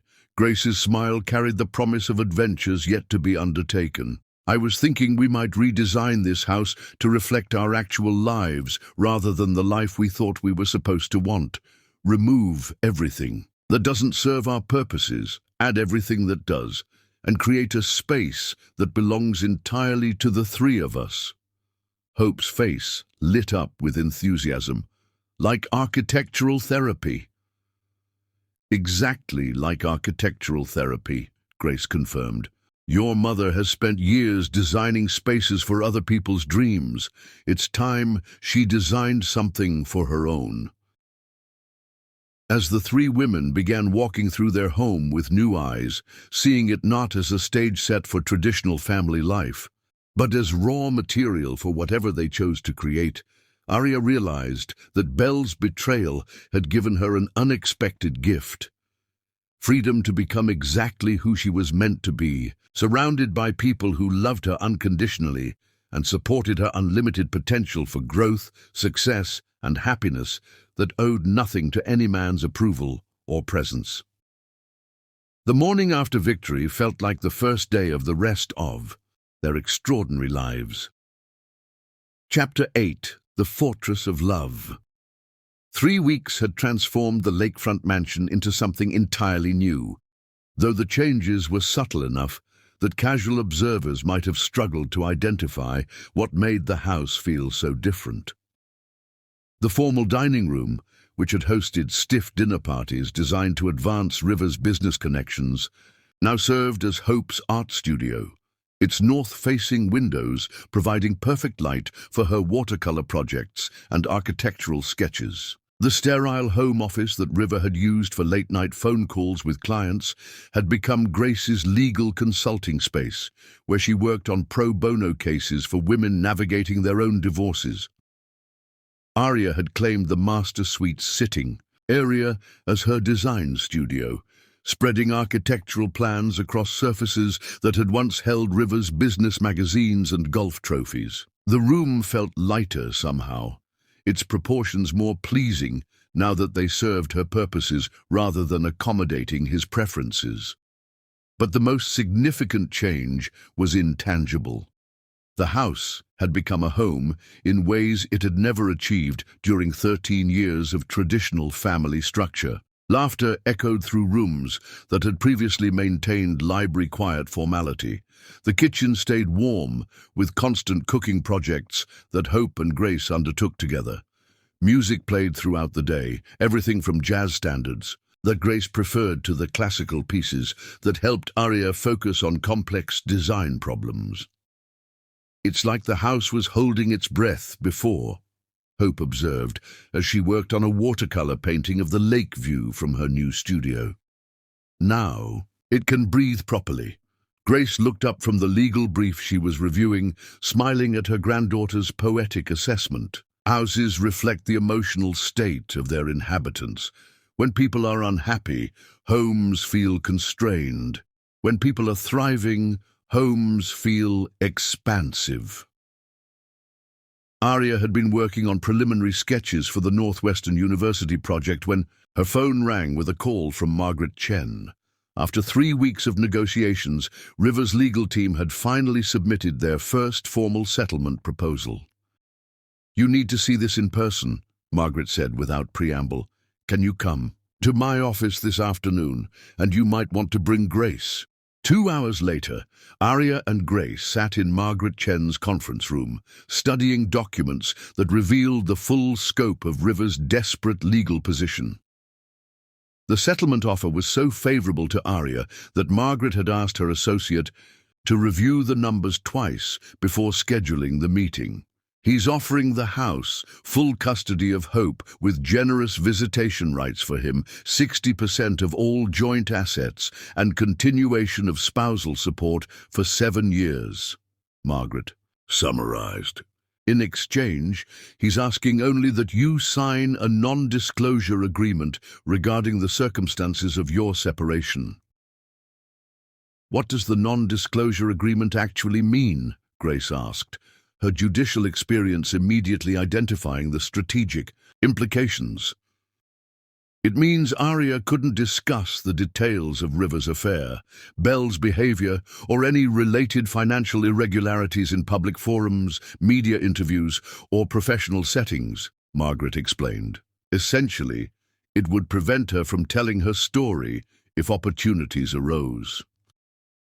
Arya studied the settlement terms while considering their practical impact. The financial arrangements would provide security for Hope's education and her own future, professional endeavors. The custody agreement acknowledged what had already become their natural living arrangement. Even the non-disclosure clause was more nuanced than she had expected. "What's driving this generosity?" Arya asked. 3 weeks ago, River was suggesting 50-50 division of everything. Margaret's smile carried satisfaction at having anticipated this question. Belle Riverside filed a civil lawsuit against River's company yesterday, alleging sexual harassment, hostile work environment, and financial misconduct. She's claiming that he used his position of power to coerce her into a personal relationship, then abandoned her when it became professionally inconvenient. Grace leaned back in her chair, processing this development with the analytical precision that had made her an exceptional jurist. She's repositioning herself from mistress to victim, precisely, and her attorney is quite skilled at generating media attention. River's business reputation, which survived your separation relatively intact, is now facing serious threats from multiple directions. Arya felt an unexpected surge of something that might have been sympathy for her estranged husband, followed immediately by recognition that this emotion was both inappropriate and potentially damaging to her own interests. "What's your recommendation?" she asked Margaret. "Accept the settlement with one modification," Margaret replied without hesitation. "Remove the non-disclosure agreement entirely. River needs this resolution more than you do, and your silence shouldn't be purchased when it's his actions that created the situation requiring discretion." Grace nodded approvingly. "Margaret's right. You have nothing to be ashamed of, nothing to hide. If River wants to avoid public discussion of his behavior, he can accomplish that by behaving better, not by silencing the people he's harmed." They spent another hour reviewing details and discussing implementation timelines before returning to the lakefront mansion, where Hope was waiting with excitement that could barely be contained. Mrs. Patterson came over with mail that got delivered to her house by mistake, Hope announced, leading them toward the kitchen, where several packages sat on the counter. And someone called about a magazine, wanting to interview Mama. Arya examined the packages while Grace fielded phone calls that had accumulated during their absence. The packages contained advance copies of Architectural Digest, which featured Arya's Cultural Center renovation as their cover story, and Chicago Magazine, which had named her to their 40 under 40 list, despite the fact that she had recently turned 35. "This is incredible timing," Arya murmured, studying the Architectural Digest cover, which showcased her work with the kind of reverential photography usually reserved for European landmarks. Hope peered over her mother's shoulder at the magazine coverage. "You're famous, like actually famous. Your mother has always been respected in professional circles," Grace corrected gently, "but recent events have brought her talents to broader public attention." The phone rang again, and Grace answered with her now familiar screening protocol. After a brief conversation, she hung up and turned to Arya with an expression of barely contained excitement. That was David Chen from the Architecture Foundation. They've received an inquiry from the Smithsonian Institution about featuring your cultural center renovation in their upcoming exhibition on contemporary American public architecture. The Smithsonian, Arya repeated, certain she had misheard. The Smithsonian, Grace confirmed. Apparently, yesterday's New York Times architecture critic wrote a piece about the Chicago Renaissance in public space design, using your work as the primary example. Hope had been listening to this conversation with growing understanding of its significance. This is all because people know about us now, isn't it? Because of what happened at the gala. Grace and Arya exchanged a look that acknowledged Hope's astute analysis. The crisis that had shattered their family structure had simultaneously elevated Arya's professional profile in ways that decades of traditional career advancement might never have achieved. Sometimes, Grace said carefully, difficult situations force us into visibility that reveals capabilities we had been hiding, even from ourselves. As evening approached and they prepared dinner together in the kitchen that had become the heart of their reconstituted family life, Arya found herself considering the settlement offer from a perspective that had nothing to do with financial security or legal strategy. River was offering her freedom from a marriage that had constrained her potential, custody of a daughter who brought joy to every day, and financial independence that would allow her to pursue architectural projects based on passion rather than economic necessity. In exchange, he was asking for nothing more than the silence that she had already been providing out of consideration for Hope's emotional well-being. "I'm going to accept the settlement," she announced as they sat down to dinner. But without the non-disclosure agreement, Hope looked up from her plate with curiosity. "What does that mean?" "It means that your father and I will be officially divorced. You and I will continue living here together with Grandma Grace, and I'll be free to make whatever professional choices seem best without considering his preferences or opinions. Will you be happier?" Hope asked, with the directness that had become her trademark during this period of family transition. Arya considered the question seriously, studying the faces of the two women who had supported her through the most challenging period of her adult life. Grace, whose wisdom and strength had provided scaffolding for Arya's recovery. Hope, whose resilience and emotional intelligence had transformed a family crisis into an opportunity for deeper connection. "I think I already am happier," Arya said honestly. "I think I have been for weeks, but I was afraid to admit it because it seemed wrong to find joy in the middle of loss." Grace reached across the table to squeeze her daughter's hand. "Joy isn't disloyal to grief. Sometimes they exist simultaneously, teaching us that human experience is more complex than simple." Narratives allow. As they finished dinner and moved to the living room for their evening routine of reading, architectural planning, and family conversation, Arya realized that the fortress of love they had built together was more secure than any marriage had ever been. Tomorrow, she would call Margaret Chen and accept River's settlement offer. Tomorrow, she would begin the administrative process of ending her marriage and formalizing the life she had already begun building. But tonight, she would simply enjoy the company of the two women who had taught her that strength multiplied when shared, that love deepened when tested, and that the most authentic family structures were those chosen rather than inherited. The fortress of love they had created would stand long after River Northbrook had become nothing more than a chapter in their family story, proof that the lakeside legacy of feminine resilience had successfully transferred to its newest generation. Chapter 9. The Breaking Point. The first snow of winter was falling gently outside the lakefront mansion when River Northbrook finally returned to confront the ruins of his former life. Arya discovered him through the kitchen window at 6 o'clock on a Thursday evening in early December, standing motionless in the circular driveway beside his silver Porsche. Snow collected on his shoulders and in his dark hair as he stared at the house with the expression of someone trying to reconcile memory with reality.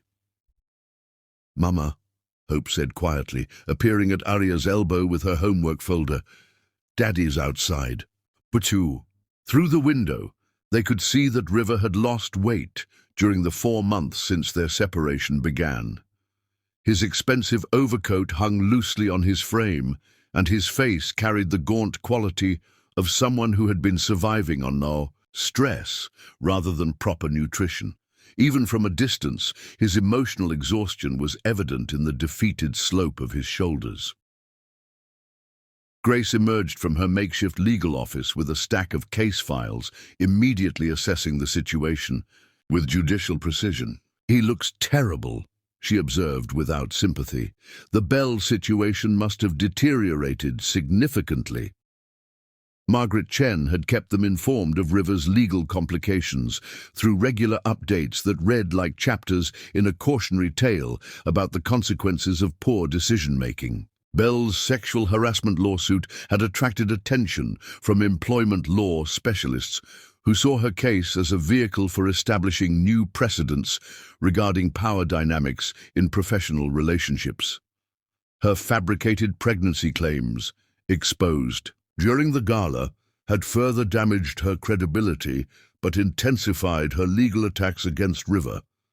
River's business had lost several major clients who preferred to avoid association with ongoing litigation. His personal reputation in Chicago's tight-knit real estate community had suffered damage that might prove irreparable. "Should I go talk to him?" Arya asked, though her voice suggested reluctance rather than eagerness. "Only if you want to," Grace replied. "You have no obligation to provide comfort to someone who created his own problems through deliberate betrayal." Hope had moved to the front window for a better view of her father's solitary vigil in the snow. "He looks sad," she said with the complicated sympathy that children often felt for adults who had disappointed them. Arya studied her daughter's profile, noting the absence of excitement or joy that Hope had once displayed when River returned from business trips. The 10-year-old had adapted to her new family structure with remarkable resilience, but she had also developed a more realistic assessment of her father's character that would influence their relationship permanently. The doorbell chimed with its familiar melody, followed by River's voice calling through the heavy oak door. "Arya, I know you're home. I can see lights on and your car is in the garage." Grace moved to the security system panel and activated the intercom. "Mr. Northbrook, this is Grace Lakeside. What is the purpose of your visit?" River's voice carried clearly through the speaker system, though his words were difficult to distinguish through what sounded like tears. "I need to talk to Arya and Hope. Please, I need to explain." Grace looked to Arya for direction, her finger poised over the button that would unlock the front door. "Your choice entirely." Arya considered the strategic implications of allowing River into their sanctuary. The house had become a space of healing and growth, carefully protected from external stress or emotional manipulation. Yet Hope deserved the opportunity to hear whatever her father needed to say, and Arya herself felt curious about the circumstances that had reduced him to this desperate state. "5 minutes," she said to Grace. "We'll talk in the formal living room, and he leaves when we say the conversation is over." Grace nodded and activated the door release. "Mr. Northbrook, you have 5 minutes. Please remove your shoes and coat in the foyer." River entered, looking like a refugee from his former life, his expensive clothes rumpled and his usually perfect grooming replaced by the disheveled appearance of someone who had stopped caring about external presentation. Snow melted from his hair onto the marble floor as he fumbled with coat buttons using hands that shook slightly. Hope approached her father with careful reserve, accepting his awkward hug, but not returning it with her former enthusiasm. "Hi, Daddy, are you okay?" "I've been better, sweetheart," River said, his voice breaking on the endearment. "How are you? How's school?" "Good. I'm getting straight A's, and my art teacher says I might be ready for advanced classes next year." Hope's response was polite, but distant, as though she were speaking to a friendly acquaintance rather than a parent. They moved to the formal living room, where River settled onto the sofa that faced the window overlooking Lake Michigan. The room felt different with his presence, smaller somehow, as though his emotional turmoil was consuming oxygen. "Thank you for seeing me," he began, addressing Arya with the formality of someone who no longer assumed the right to casual interaction. "I know I have no right to be here, no right to ask for your time or attention." "What do you want, River?" Arya asked, settling into the chair that provided maximum distance from the sofa while allowing her to monitor Hope's reactions. River looked between his wife and daughter, his expression carrying the desperate quality of someone attempting to communicate across an impossible divide. "Belle filed criminal charges against me yesterday. Theft, fraud, sexual coercion. Her attorney thinks they can make a case for racketeering, based on how I use company resources to support our relationship." Grace leaned forward with professional interest. "Criminal charges require evidence of specific illegal activities. What exactly is she alleging?" "Everything," River said, his voice barely above a whisper. "Every gift I bought her, every business trip where she accompanied me, every hotel room, every piece of jewelry, every professional opportunity I created for her company. She's claiming that all of it constituted illegal use of marital assets and corporate funds." Hope had been listening to this conversation with the focused attention she brought to adult discussions that might affect her world. "Is Belle trying to get you in trouble with the police?" River turned to his daughter with eyes that seemed much older than his 38 years. "Yes, sweetheart. Belle is very angry that our relationship ended, and she's trying to punish me by claiming that I forced her to be with me. But you chose to be with her," Hope said with devastating 10-year-old logic. "Nobody made you." The words hit River like physical blows, causing him to flinch visibly. "You're absolutely right, Hope. I made terrible choices, and now I'm facing the consequences." Arya watched this exchange with growing recognition that River's appearance at their home was motivated by desperation rather than remorse. "What do you want from us, River? Are you looking for sympathy, character witnesses, financial support for legal fees?"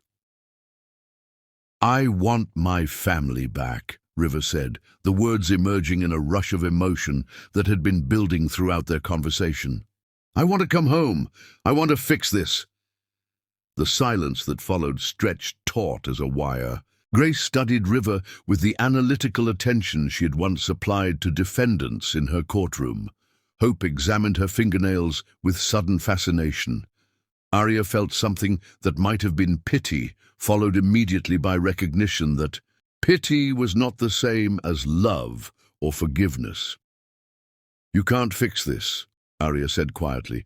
"You can't unmake the choices you made, undo the damage you caused, or restore the trust you destroyed." "I can try," River insisted. "I can spend the rest of my life trying to make up for what I did." Hope looked up from her nail examination with the expression she wore when solving complex math problems. "Daddy, why did you choose Belle instead of us?" River's response required several attempts before words emerged coherently. "I thought she understood me better. I thought she wanted the same things I wanted." "What things?" Hope pressed with relentless 10-year-old curiosity. "Success, recognition, advancement in society. Things that seemed important at the time." Hope considered this explanation with visible skepticism. Mama has success and recognition. Her picture was on the cover of magazines, and important people want her to speak at universities. She's way more successful than Belle." "I know that now," River said. "I didn't appreciate what I had until I lost it." Grace had been observing this conversation with growing impatience for River's self-centered perspective. "Mr. Northbrook, you didn't lose anything. You made deliberate choices to abandon your family in favor of someone who appeared to offer easier access to status and pleasure. The fact that your strategy backfired doesn't transform your betrayal into tragic loss." River turned to Grace with the desperation of someone drowning in consequences of his own making. "I made mistakes, terrible mistakes, but I love Arya and Hope. I love this family." "Love is demonstrated through actions, not declared through words," Grace replied with judicial authority. "Your actions over the past year demonstrated priorities that had nothing to do with family welfare." Hope had been processing this adult conversation with the seriousness she brought to all important matters. "Daddy, do you love Belle now, or do you just hate that she's being mean to you?" The question hit its target with surgical precision. River struggled visibly with an honest response, his face cycling through emotions before settling on something resembling resignation. "I don't think I ever loved Belle," he admitted. "I think I loved how she made me feel about myself, important, powerful, desired by someone beautiful and sophisticated." "But you are important and powerful," Hope said with confusion. "You have a big company and lots of people work for you, and you make buildings happen." River's smile carried no warmth, only bitter recognition of truth he had been avoiding. "Apparently, I needed someone else to tell me that before I could believe it myself." Arya felt the final pieces of her emotional attachment to River dissolve as she listened to his explanation. She had spent 13 years married to a man whose sense of self-worth required constant external validation, whose need for reflected glory had ultimately overpowered his capacity for loyalty or commitment. "I think you should leave now," she said gently but firmly. "We're not the solution to your problems, River. We never were." River's composure finally cracked completely, tears flowing freely as he looked around the living room that had once been his sanctuary. "I've lost everything. My business, my reputation, my family. Belle was right about one thing. I am weak. Too weak to appreciate what I had. Too weak to resist temptation. Too weak to face consequences like a man." Hope surprised everyone by rising from her chair and approaching her father with determined purpose. She reached into her pocket and pulled out a small drawing she had been working on during art class, a watercolor portrait of their family that included only 3 figures: herself, Arya, and Grace. "Daddy," she said, offering him the drawing, "you didn't lose us. You gave us away. But we're okay without you. We're actually better." The drawing remained in Hope's outstretched hand as River stared at it through tears, unable to accept visual proof of his irrelevance to their reconstructed family structure. Grace stood with the authority that had commanded respect in federal courtrooms across the Midwest. "Mr. Northbrook, I believe this conversation has reached its natural conclusion. My granddaughter has school tomorrow, and we have evening routines to maintain." River rose unsteadily, his expensive shoes squelching slightly from melted snow. He looked around the living room one final time, as though memorizing details of a life he would never reclaim. "If you ever need anything," he said to Arya, "any kind of help or support, please know that I'll always—" "We won't," Arya interrupted, quietly. "But thank you for the offer." As Grace escorted River to the front door and activated the security system behind him, Hope settled onto the sofa beside her mother with the contentment of someone whose world had been confirmed rather than disrupted. "I feel sorry for him," Hope said thoughtfully, "but not sorry enough to want him to come back." Arya gathered her daughter close, breathing in the familiar scent of Hope's shampoo and the lingering traces of watercolor paint that always seemed to cling to her clothes. "That's a very mature way to think about it," Arya said. "You can feel compassion for someone without wanting them to be part of your daily life." Through the window, they watched River's Porsche disappear into the swirling snow, its taillights growing smaller until they merged with the city lights beyond. "Do you think he'll be okay?" Hope asked. Grace rejoined them in the living room, settling into her preferred chair with the satisfaction of someone who had successfully defended her territory. "Mr. Northbrook will survive his current difficulties and probably learn valuable lessons about character and consequences, but his well-being is no longer our responsibility." As they prepared for their evening routines in the house that had become their sanctuary, Arya realized that River's visit had provided unexpected closure. She had seen him clearly for the first time, not as the husband she had loved or the father Hope deserved, but as a man whose fundamental weaknesses had made their marriage unsustainable long before Belle Riverside appeared. The breaking point had finally arrived, not with dramatic confrontation or emotional devastation, but with quiet recognition that some things, once broken, were meant to stay that way.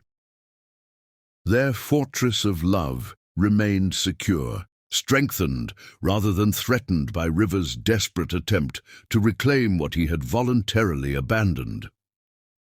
The lakeside legacy would continue without him, carried forward by 3 generations of women who had learned that true strength came not from being chosen by unworthy men, but from choosing themselves and each other with unwavering commitment. Chapter 10. The Toughest Reunion. Spring arrived early in Chicago that year, bringing renewal to the lakefront mansion's gardens and the lives of its inhabitants. Arya knelt among the rose bushes, deadheading spent blooms, while Hope painted nearby and Grace reviewed legal documents at the wrought-iron table under the pergola. 4 months had passed since River's desperate appearance in their snow-covered driveway, and the divorce proceedings neared completion. River's legal troubles with Belle had escalated throughout winter, forcing him to liquidate most holdings to satisfy her financial demands after her fabricated pregnancy claims were exposed. Mrs. Northbrook, James Morrison, Margaret Chen's associate, arrived looking unusually troubled. "River has requested a final meeting before the divorce becomes official. He wants to make what he calls a final appeal for alternative arrangements." Grace's expression sharpened. "What kind of alternative arrangements?" "Reconciliation terms, full acknowledgement of fault, marriage counseling, relocation away from Chicago to start fresh." Hope looked up from her watercolor without excitement. "Why would we want to start fresh somewhere else? We like our life here."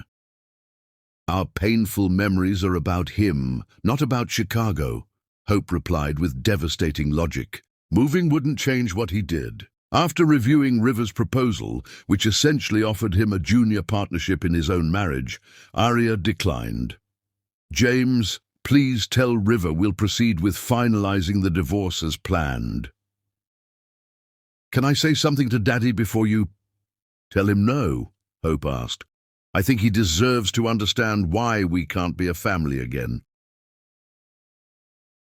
Despite concerns about exposing Hope to potential confrontation, they arranged a supervised meeting in Margaret Chen's conference room. 2 days later, River arrived perfectly groomed, projecting stability despite his circumstances. Hope entered wearing her purple dress and Constance's pearl necklace, carrying herself with remarkable dignity. "Hello, Daddy," she said, accepting his hug with polite reserve. They settled around the conference table with Hope positioned between Arya and Grace.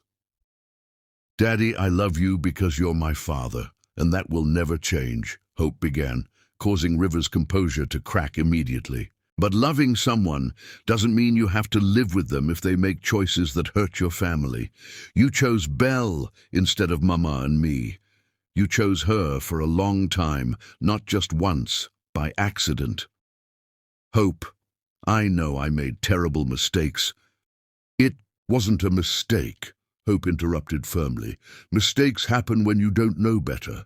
You knew Belle was trying to take you away from us, and you let her do it anyway.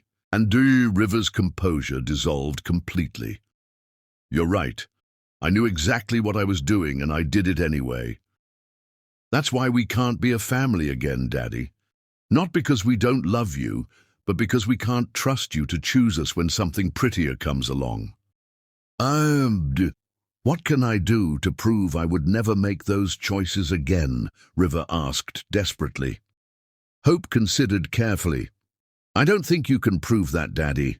You have to prove it to yourself first, and that might take a really long time, but we can't wait around wondering if you're going to change, because we need to live our lives now.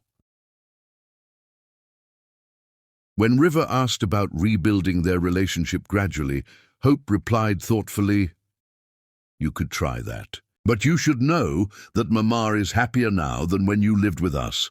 And I am too. Even if you become a better person, that doesn't mean we'll want to change our family back. River absorbed this with visible pain, finally understanding that his daughter's love didn't automatically translate into desire for his return. I understand, he whispered. I think I finally understand. Hope smiled for the first time. You can be proud of me, Daddy, and I can be proud of you too, if you make good choices going forward. When he asked what good choices looked like, Hope replied seriously, Getting help for why you needed Belle to make you feel important, learning to be happy by yourself before trying to be with someone else, and maybe helping other people who made similar mistakes. As the meeting concluded, Hope retrieved a folded watercolor from her purse. I made this for you. The painting showed their family positioned to suggest separate but connected lives, River apart from the three women, but still within the same frame. It's how we are now, Hope explained. Not together, but not completely separate either. You're still my daddy, but you don't live in our house anymore. River studied the painting through tears. It's beautiful, Hope. It's perfect. Driving home afterward, Hope reflected quietly, That was the hardest thing I've ever done, but I'm glad I did it. Now Daddy knows the truth, and we know he understands it. Grace smiled at her granddaughter's wisdom. You handled that with remarkable grace, Hope. I learned from watching you and Mama, Hope said. You taught me that you can love people without letting them hurt you, and that you can forgive people without trusting them again. The toughest reunion had occurred through honest conversation that acknowledged both love and necessary separation. Hope had given her father truth delivered with compassion, explaining why their family couldn't return to its original form while leaving space for new relationships to develop. River had lost his chance to be the center of their world, but gained something potentially more valuable, a daughter who would always love him enough to tell him the truth. As they turned into their driveway, spring flowers bloomed against the limestone facade, welcoming them home to the sanctuary where 3 generations of lakeside women had learned that the greatest love stories weren't always about romance, but about unbreakable bonds between mothers and daughters who refused to accept less than they deserved. The lakeside legacy lived on, stronger than ever, and their greatest love story was just beginning. Epilogue. 5 years later, the lakefront mansion hosted a celebration that would have been unimaginable during the dark autumn, when River's betrayal first shattered the Northbrook family structure. Hope Northbrook, now 15 and already accepted into Northwestern University's early admission program for gifted students, stood before a gathering of Chicago's architectural elite to present her mother with the American Institute of Architects Gold Medal, the profession's highest honor.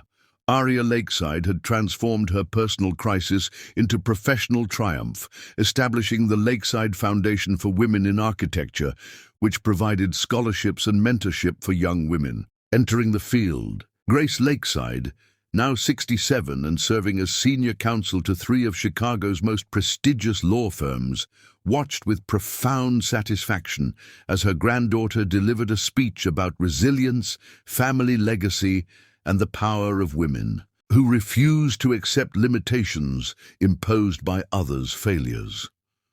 River attended the ceremony as an invited guest, having spent 5 years rebuilding his character through therapy and community service, maintaining a respectful relationship with his daughter while understanding that his role in their lives would always be secondary to the unbreakable bond between the 3 generations of Lakeside women who had discovered that their greatest love story was not about romance, but about the enduring strength that emerges when extraordinary women choose to support each other unconditionally.